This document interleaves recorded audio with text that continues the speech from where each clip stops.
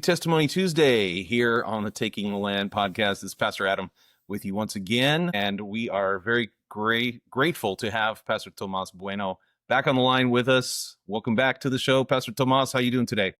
I'm doing good, Adam. Thanks for having me again. The first time was all audio. I know it was all audio. Didn't have to look at our mugs, nothing like that. So we got to make the people happy on the YouTubes, you know. Yeah, totally. I get it.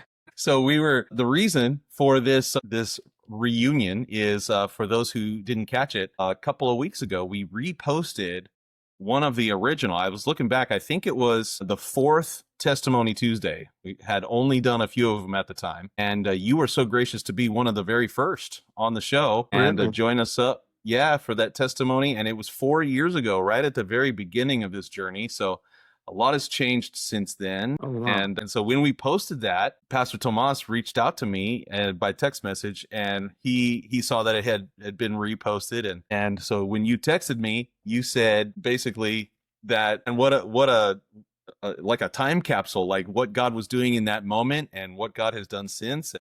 And so I thought, man, what a good opportunity to kind of revisit what God has done and what God is doing now. So thank you for coming back on the show, man. Yeah. If I can jump in and kind of just share with you, Yeah, for sure. So my wife was actually listening to that. That was I want to say it was in September of 2021. And so when you reposted it, my wife was listening to it, and you know how it is, like in remember the old answering machines? It was just kind of weird to hear your own voice. And so, I kind of was trying to stay away from listening to myself, like the young people say, it just sounds kind of cringe, So then I ended up listening, and then I caught a good chunk of it. And then towards the end, when you were asking me, if there was anything that you could keep in prayer or the podcast community, and I kind of mentioned a few things, and I was just tripping out that since then, it's just all that God has done in those, almost 4 years since then. Yeah, praise God. God is on the throne. It's often, for me, interesting to think about that, because in the day-to-day struggles, like when we're just going through life, and it can feel like very often, is this true for you like it is for me, where it feels like you're pushing up against the boulder and the boulder's not moving. Yeah, totally. You don't notice all of the things that are going on until you get an opportunity to think about that. What was it like 6 months ago or a year ago, or like for you 4 years ago, and to see how far God has brought us since then. So I would just recommend to the listeners to go back and listen to that testimony first, if you haven't heard it, to hear Pastor Tomás's incredible testimony of how God saved him from a life of drugs and gang violence and that kind of stuff. And incredible testimony that we don't want to rehash it over again, but man, what we do want to do is revisit those things that we talked about that were so inspiring to you. So there was a couple of things that I just recently listened to it today to make sure I had my facts straight. And one of the things that you had asked for prayer for was the ability to go full time. And so in 2021, you were praying, God, you're still working a job, and you were praying that God would release you to be able to go full time. So what's the update about that? Yeah, so since then, I had the privilege of going full time. So that a year and like 2 months after that podcast, I ended up going full time. I actually let go of a pretty good job working for one of the counties out here. And man, what a ride it's been. This is why, again, when I reached out to you, I just texted you just saying, "Hey, Adam, I just re-listened to this portion, and I'm just really encouraged about what God has done." And that was one of those things. Is I've mentioned before, we have a lot of challenges. Just I'm sure other parts of the country do as well, as far as the cost of living, but I knew that if the church was going to grow, not just numerically, but just grow spiritually, that I needed to grow. And thank God that for the guys, I mean, there's guys who are super on point when it comes to their schedule. I mean, some guys work full-time jobs. They They, wake up at 3, by 3:30 in the morning, they're at the gym, by 4:30, they're back home and, praying and cooking breakfast and, doing all kinds of things and working on 4 sermons before 7, when it's time for them to go to work. I just wasn't one of those guys. I was like, God, you got to help me, man. I got I my don't think I've met that limitations. guy. Yeah. You let me know when you find him. But you hear these stories of these guys and you're just like, wow. And so that being said, I just said, God, I really, really desire this. John Maxwell talks about the law of the lid, and basically like there's a lid on leadership and your organization or church or whatever is only going to grow up to that point. And so I felt really frustrated, man. I was just like, God, I mean, it was just, but I really, really knew that God wanted me to go full time. It was just a matter of when, So anyhow, So what was that journey like for you when you finally made the decision? so when we finally made the decision, I mean, it was a little scary. I mean, I talked to, Pastor Campbell. I talked to my wife. I, pray about it because I didn't want it to be like emotional. I didn't want it to be just frustration, right? That said, I'm gonna, do this and just quit this really good job.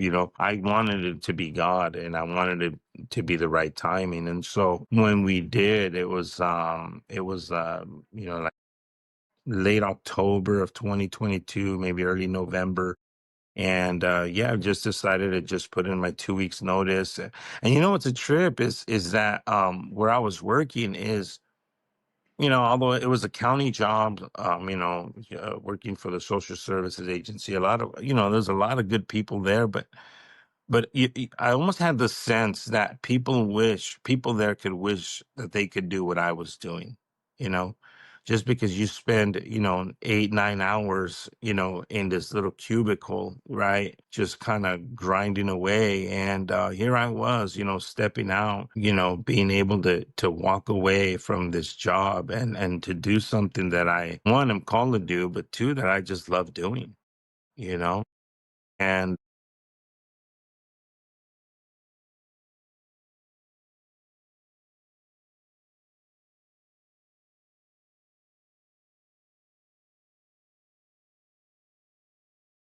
Yes.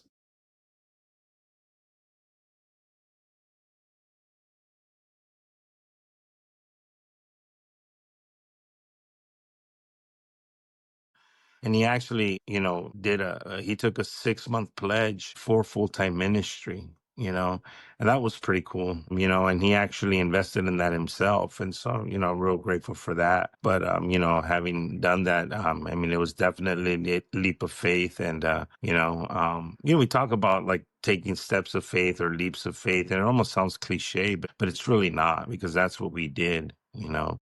And my wife, she doesn't work. So it was just like, okay, let's do this. So anyhow, Hmm. yeah, we just jumped in and we've been full time now for almost 3 years. Wow. Yeah, that's incredible. Listening to your story is also bringing back a lot of memories for us too, because we also made the leap in Yeah, yeah. 2024. So it was yeah, it was also. I mean, you're never gonna be in the place like, okay, all my ducks are in a row now, so let's Yeah, go yeah, full yeah. time, right? Yeah, it's I it's not know gonna be like that.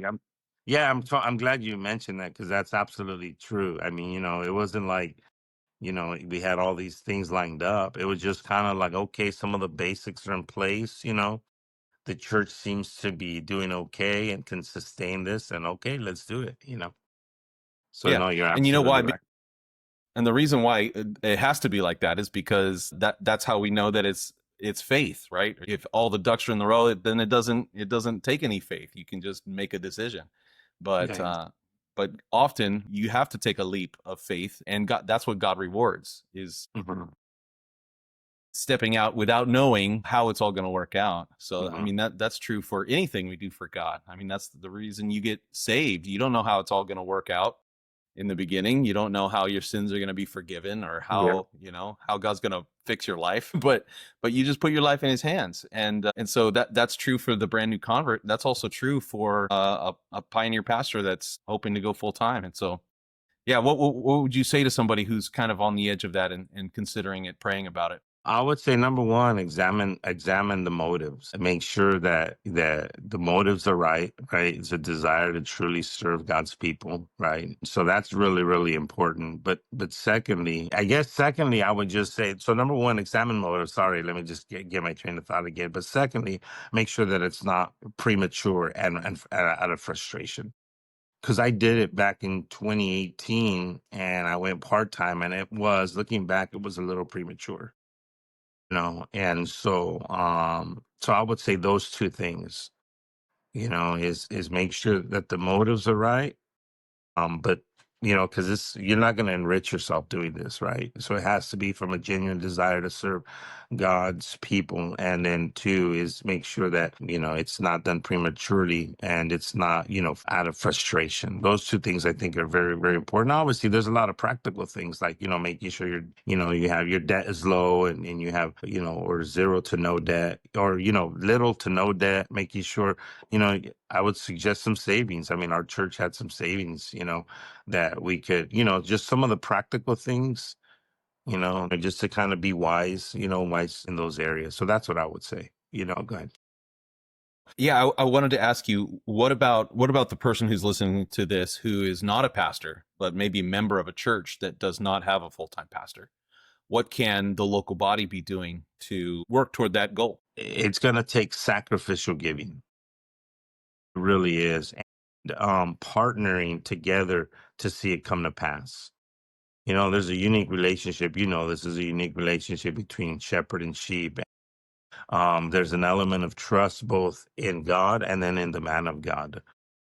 Just to, give you an idea. I mean, um, we have a lady in our church, and my wife actually mentioned this to me, and she says, she ended up getting a job, and she says, I want to contribute, and I want to help, our pastor stay full time. Her kids are a little bit older, just, to where she can do that and she has flexibility. But man, just to hear people say things like that, you're just like, dude, that's a trip. And, we have a guy, this kind of ties into some of the testimonies I wanted to share with you, but we have one of the men in our church. He got a job. Listen, he got a job with one of the utility companies out here. He was like one of three out of a couple of hundred people that applied for these positions. He was Wow. one of three that was hired. And I mean, this is an incredible job. But a lot of that, I mean, I'm telling you, was directly linked to an uptick in his giving, both offerings, not just tithing, but offerings and world evangelism. And it's a total trip. We have just the other day, we had one of our guys give a testimony. Him and his wife, right? They both work, and they have like a little side business that generates some income, but it's nothing, nothing to call home about. And he gave a large offering. The next day, I want to say the next or maybe 2 days later, right, from that Sunday, they ended up getting an order, was the offering and then some, So when he gave that testimony, everything in me wanted to say, do it again.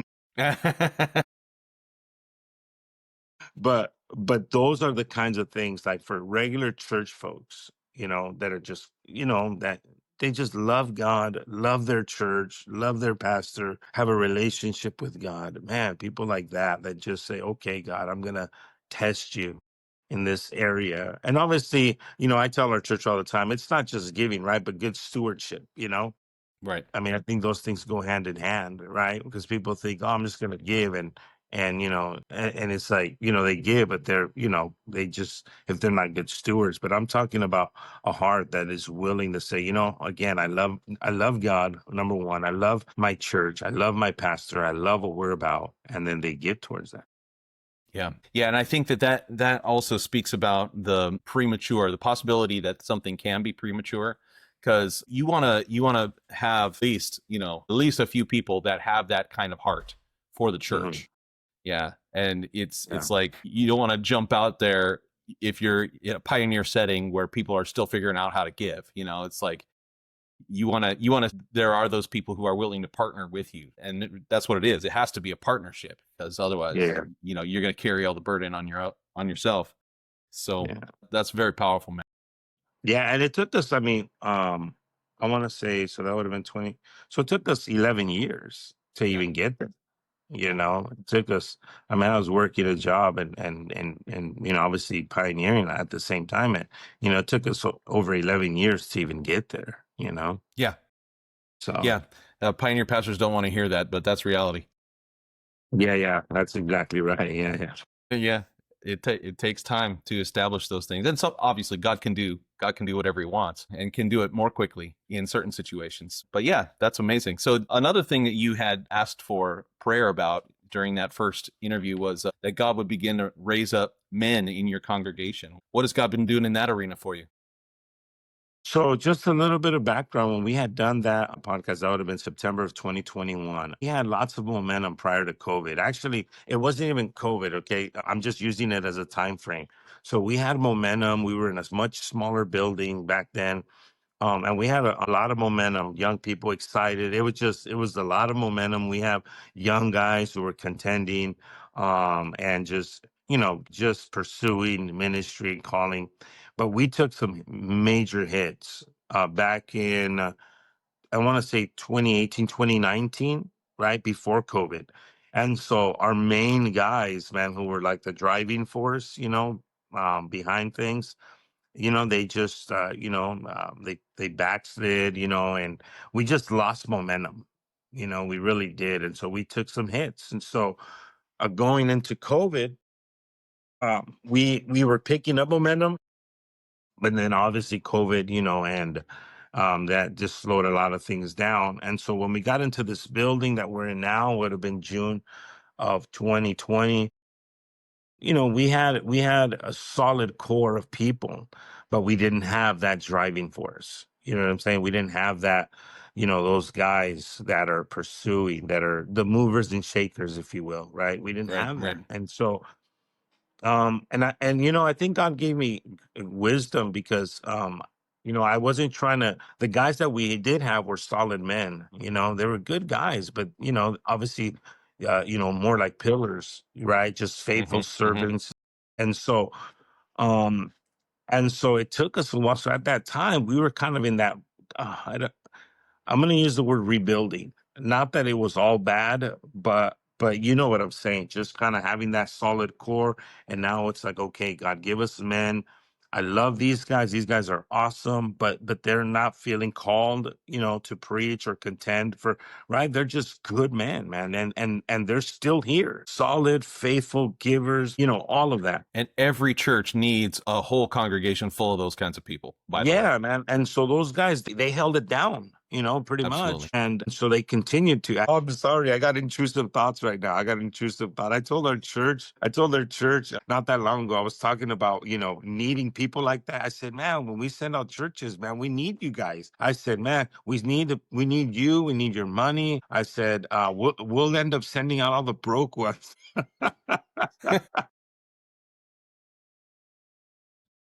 Dude, the church loved it. They thought it was the funniest thing ever, But Hey, well, Jesus was pretty broke too, yeah, yeah, yeah. But my prayer at the time was like, God, I want to have that again. What we had before that we lost, so to speak, right? I want that again. And so I was really praying and contending and just asking God for that. And sure enough, man, since then, it's crazy, Adam, for real. I'm like, wow, man, we got guys now. I have a door director, our first ever Hey, door director, our let's outreach go. director who is called. We have a couple of other guys, man, who are the movers and shakers. They're following up, they're witnessing, they're lead. I mean, it's just crazy, And just so to see. these guys that have gotten saved in the meantime and are starting to rise up, or are they that have been around for a while and just started getting activated in discipleship? So no, these are well, okay. So one of the guys was a guy who backslid and then came back and just Okay. took off, and Recovered. just You got to learned love those guys. lessons, right? He learned lessons and he's like, man, I know where the devil got me, And so he's learned lessons and he's just boom back where he was when he first came back. He says, Pastor, I'm gonna take things slow. Shortly thereafter, he says, Pastor, I can't do that. I'm all in, and he's been all in. I mean, Praise great. God. And then some of these other guys are guys who got saved since then. guys who have gotten saved since then. They came in. We have a family who came in and got saved. It was all bad. It was all bad. My wife and I took in their kids for 6 months because they got removed and all this kind of stuff. But that's one of my main Wow. dreams right now. Yeah, but man, Yeah. I mean, these families. So these are people that have gotten saved since then. There's a mixture. I mean, our church is really doing well, and so it is wonderful to see. Man, it is so refreshing, and I get excited because it's like, I don't want. I told you before this that it's like I get nervous talking about this, because the devil's out there. I used to be a He's teacher, listening. so you know what I mean. So Yeah. I get a little paranoid. Yeah. Yeah. But it's just what's exciting is but you know what? I want to boast in what God has done, Yes. because what God has done, man, it blows me away, and it's like we went through that season of just kind of maintaining, and again, it wasn't all bad. It was just more like, okay, we're just here, we're doing what we know to do. We're going to outreach, evangelize, work with those that are here, help them grow and develop. But in that, people, they started coming in and getting saved. One guy came back, another guy had gotten saved, his wife, they locked into the church. This other family came in and they got saved, and it's just kind of taken off from there, and you know what, Adam, if you don't mind me saying, I need to kind of inject this because in the process, God showed me a lot personally about pastoring. And I have to share this because I feel like God really showed me. One of the things that I learned is, and I'm sorry if I'm just kind of going on, but I just need to share this. I realized something that right, we pastor everyone, we're available to everyone, but not everyone needs like a drill instructor, right? Not everyone needs like just right, like that kind of approach, in terms of relationships. So I realized, man, there's a lot of people that, like Paul said, right, though you have the 10,000 instructors, are already worded it, he said, you do not have any fathers because I alone have begotten you in the gospel. And I started taking a more fatherly approach with some of these people, trying to identify their needs, and man, they've flourished. You know what I'm saying? Like, not everyone needed, because I could be pretty intense, at times. And so I think God was just showing me some stuff during that season, that when I started getting men again who were, wanted to be just, discipled in the sense that we use in terms of like, contending for ministry and calling, then I could be a better pastor to them, you know? And so anyhow, I just kind of wanted to share that because No, that's so good. And I think it's important for us to realize because the way that we were discipled is not necessarily the way that everybody needs to be discipled. yeah, And yeah. discipleship is not cookie cutter. Mhm. It's unique. Every person has their own individual personality traits. And you're right, it does require a father. It requires the ability to both give and to receive feedback, right? Mhm. And it's a relationship. It can't be like, the disciple making machine that is happening in Chandler is an incredible ongoing miracle that they have there. And if we want to get to that, that's an atmosphere that I grew up in, and I can't assume that that exact same atmosphere is going to be in my church. You know what I'm saying? Yeah, yeah. uh, to get there, we have to individually. The reason that a lot of us Chandler guys, we thrive with the Pastor Campbell wingtip, in your rear end, like because that was the atmosphere that we got saved in. And but when we're dealing with it, you can't just assume that it's going to be like that for every person. You're right. And so do you have a similar point of view on that? Yeah, I do. I mean, like I said, because I think I can still be pretty intense, but I just tried to just kind of identify specific needs in people's lives, as it's very, yeah, as you know, a lot of dysfunction, especially some of the folks that we've, been able to reach. I mean, it's just from the ground up, we've had to teach people some very basic things, and over the course of our pioneering experience, you know. I mean, we have people literally in our church, like we yesterday, you know, so my wife's birthday was this weekend, and you know, the church honored her, and people gave some testimonies yesterday after our service. Just thinking about one man who said, I just you telling my wife, I said, um, I view you and pastor as my spiritual, you know, parents, but sometimes even more so like my own parents, because my parents just aren't around. And, you know, to hear stuff like that, and I know that that's the case for several others because they've said the same thing, you know, where they don't have that closeness with their actual families for whatever reason, you know. And so just kind of identifying those things, and again, you know, kind of what you said about, you know, some of our discipleship experiences from the past, you know, thank God for them because they made me, like, for instance, who I am today, you know. And I try to, you know, glean and incorporate as much of that as I can into what I do here. But also, like you mentioned earlier, it's not cookie cutter because people are so different, you know. And just, you know, again, these are things that I've learned, and I don't have it all figured out, man. I'm learning. I tell the church all the time, I'm practicing with you guys, you know. And so, you know, we've grown together. You know, we've grown together. You know, I have all kinds of inside jokes that I have with our church. I tell them, I said, you know, for some of you that have been with us for a while, you know, it's not a pioneer church if there's not some false doctrine floating around. Yeah, I mean, that's real. That's what it's got to Hey, be that just sometimes. But, you know, but I just kind of say that tongue in cheek because, you know, we've all grown together, you know? Yeah. And that's the way it's got to be because you got to start somewhere. You can't, I mean, you think about what was my ministry like when I first went out, 20 years ago. I'm sure you know, if I would have waited until I had my head screwed on straight, I would have just never gone out, you know? And so it is a learning and a growing process.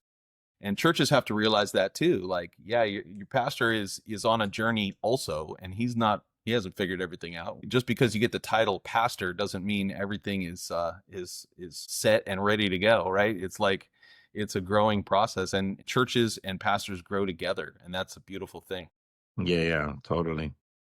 Yeah, and that's definitely been the case here, you know? So, Well, I'm rejoicing with you, man. That's a wonderful thing to hear.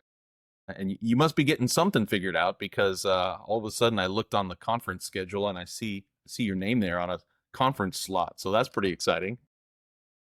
man, yeah, listen, man, and I don't say this because it's something I'm supposed to say. I'm telling you the truth. When I found that out, I was shocked. And one of the reasons, Adam, is well, there's a lot of reasons, and maybe it's just, but man, I can think of a dozen guys who are more qualified and done more stuff than I have. You know what I mean? And so anyhow, when I saw, I'm like, oh my goodness, are you kidding me? Literally, when I saw that, Pastor Williams sent me a text, you know, because they emailed it out and it went into my spam folder. And I was actually at the boot camp in New Mexico, the New Mexico Believers Boot Camp for teenagers. Nice. And so I was actually counseling with one of our teens that went. She wanted to talk to me, and so we're talking there. And so I got my phone in my pocket, it's buzzing. I'm like, man, what's going on, you know? So after, you know, I counseled with one of our teens, and you know, had a few minutes. I checked my phone. I said, oh my goodness, Pastor Williams had texted me. Look who's kicking that thing off on Tuesday. I'm like, what? And then I checked, and I was like, no way. And Adam, I'm not lying to you, man. Listen, I'm gonna tell the truth. I'm gonna shame the devil and tell the truth right now. Dude, my heart started beating fast. I'm serious, man. Yeah. I started like, whoa, wait a minute. This is crazy. So anyways, I say all that to say this. What an incredible privilege. They must see something that, okay, you know, they have a bird's eye view of stuff. You know, I'm talking about our headship, you know. And so, man, I'm just honored and hopefully I can contribute something. Yeah. Well, I told you before we started recording, I know you're going to do great, and it's not for no reason. Amen. And the Chandler Fellowship and the larger fellowship all around the world rejoices when there's somebody new on the schedule. I love that. That's like one of my favorite things because that's an indication that there is growth happening. There is advancement in our kingdom, and it has to be like that, right? thank God for those who have been faithful for so many years, but they're not going to last forever, and we need to be able to pass the vision and the heart on to others who haven't done it before. So it's a reason for rejoicing for me. Yeah, man. Appreciate you saying that. Appreciate the vote of confidence too. Man. Yeah. Yeah, totally. Well, I'll be there. I'll be there in probably the sixth row or something.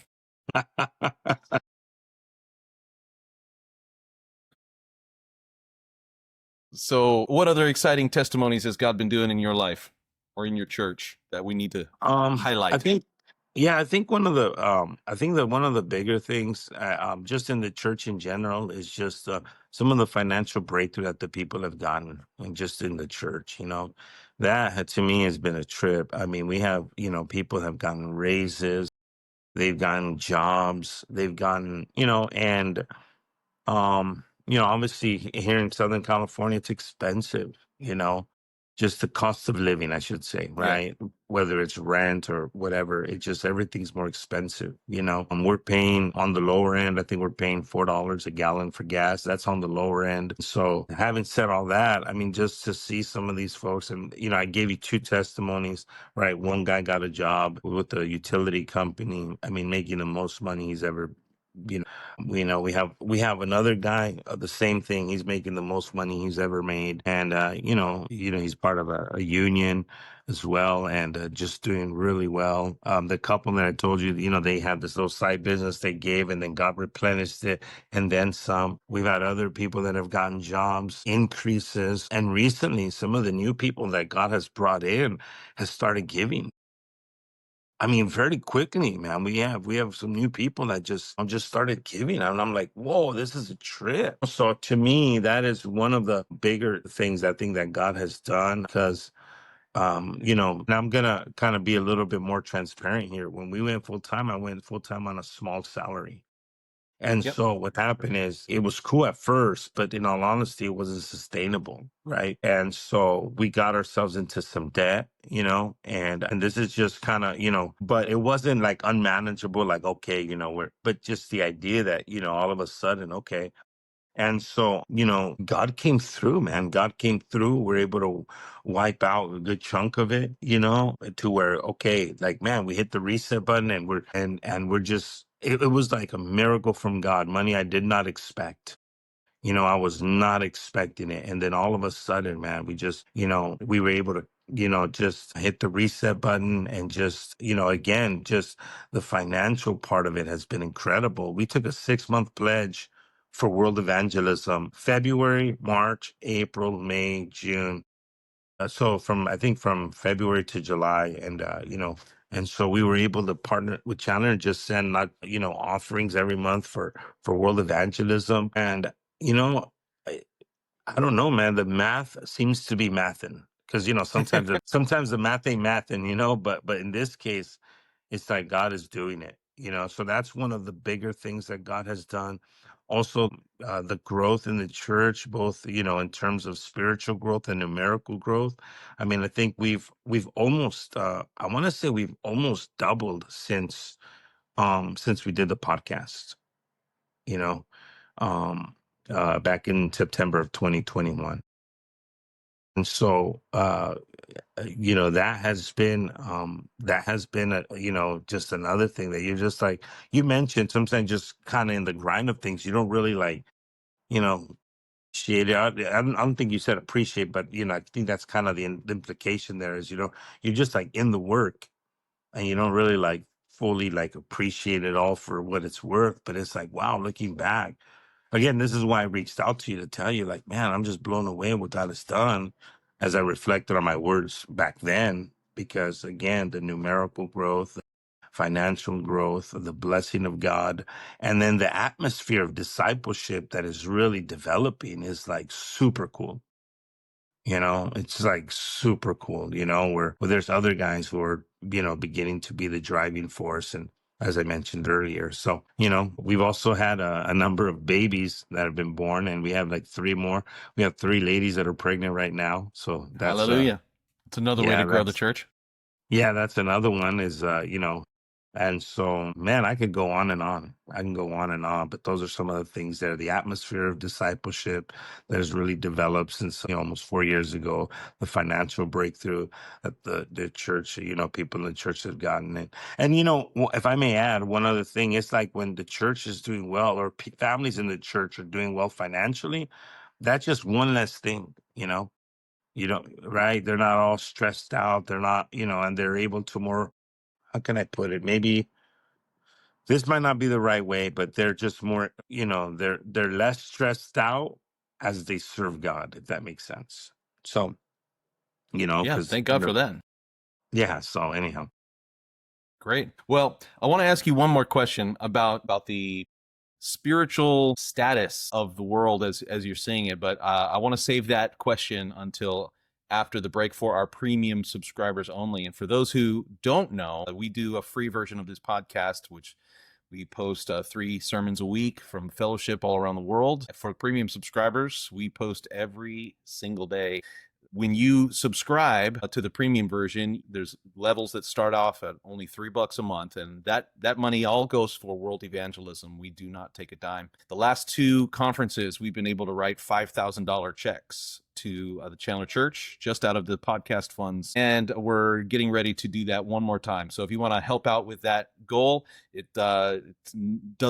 should not ever take away from your giving to your local church. But if you want to contribute $3 a month to keep this podcast going, we put all of that together and we give it to missionaries at the Chandler conference. So if that sounds like a good deal to you, we're going to ask that question right after the break for our premium subscribers. If you want to remain on the free version, that is awesome too. We thank you for joining us today, and we will see you on the next one for premium subscribers. We will be right back.